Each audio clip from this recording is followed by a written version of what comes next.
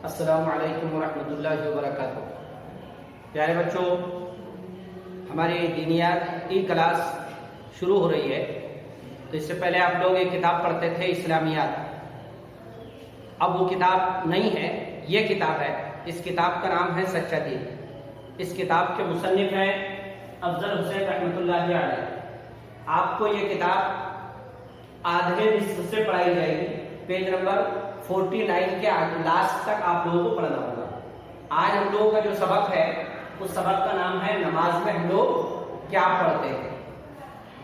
نماز میں جو کچھ پڑھا جاتا ہے، اس کا بہت سا حصہ تو ہم پہلے ہی یاد کر چکے ہیں، لیکن یہ سب عربی میں ہے، اس لیے ٹھیک سے سمجھ نہیں پاتے تو اس کا مطلب کیا ہوتا ہے اور نماز میں ہم اپنے اللہ سے کیا کہتے ہیں، وہ ہمیں دھیرے دھیرے یاد کر لینا چاہیے۔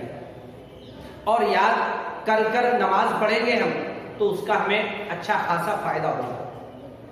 تو ہم اس کی شروعات کرتے ہیں اذان سے۔ اذان سے لے کر سلام پھیرنے تک جو کچھ پڑھا جاتا ہے وہ عربی اور اس کا مطلب۔ سب سے پہلے ہم اذان کو آپ کو سنائیں گے اور پھر اس کا مطلب کیا ہوتا ہے وہ بھی بتائیں گے۔ اللہ اکبر مؤذن صاحب اذان میں شروع میں 4 مرتبہ کہتے ہیں۔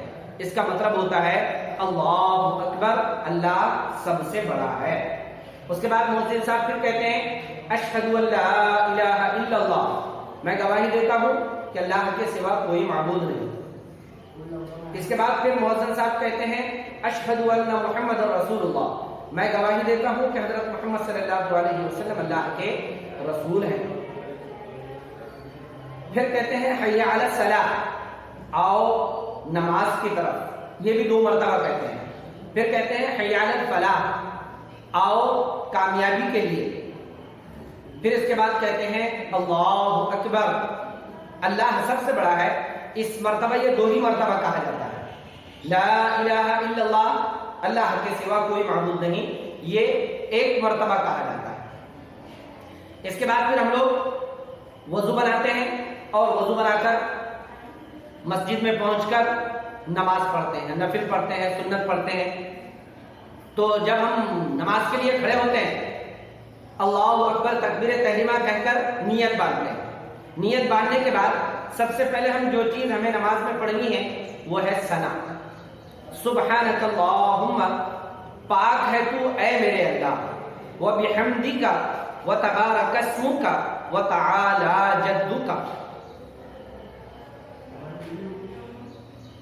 اور تعریف تیرے ہی لیے ہے، برکت والا ہے تیرا نام، سب سے اونچی ہے تیری شان، اور کوئی معبود نہیں تیرے سوا۔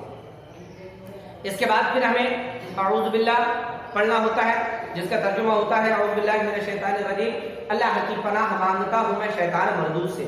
پھر بسم اللہ الرحمن الرحیم، شروع کرتا ہوں اللہ کے نام سے جو رحمان و رحیم ہے۔ پھر ہم سورہ فاتحہ پڑھتے ہیں۔ سورہ فاتحہ کا بھی ہمیں ترجمہ یاد ہونا چاہیے۔ ترجمہ یاد کریں گے تو ہمیں معلوم ہوگا کہ ہم اللہ رب العالمین کی حمد، اس کی تعریف کن الفاظ میں اور کیا کیا کہہ رہے ہیں اور اللہ سے ہم کیا مانگ رہے ہیں۔ پھر کوئی ایک سورہ پڑھتے ہیں اور سورہ پڑھ کر رکوع میں جاتے ہیں۔ تو رکوع کی تسبیح سبحان ربی العظیم، یہ 3 مرتبہ پڑھی جاتی ہے، جس کا مطلب ہوتا ہے پاک ہے میرا رب جو سب سے بڑا ہے۔ پھر اس کے بعد ہم رکوع سے کھڑے ہوتے ہیں تو سمیع اللہ لمن حمیدہ کہتے ہیں۔ سمیع اللہ لمن حمیدہ کہنے کو رکوع کی اذکار میں تسمیع کہا جاتا ہے۔ اس کا مطلب ہوتا ہے اللہ نے اس کی بات سن لی جس نے اس کی تعریف کی۔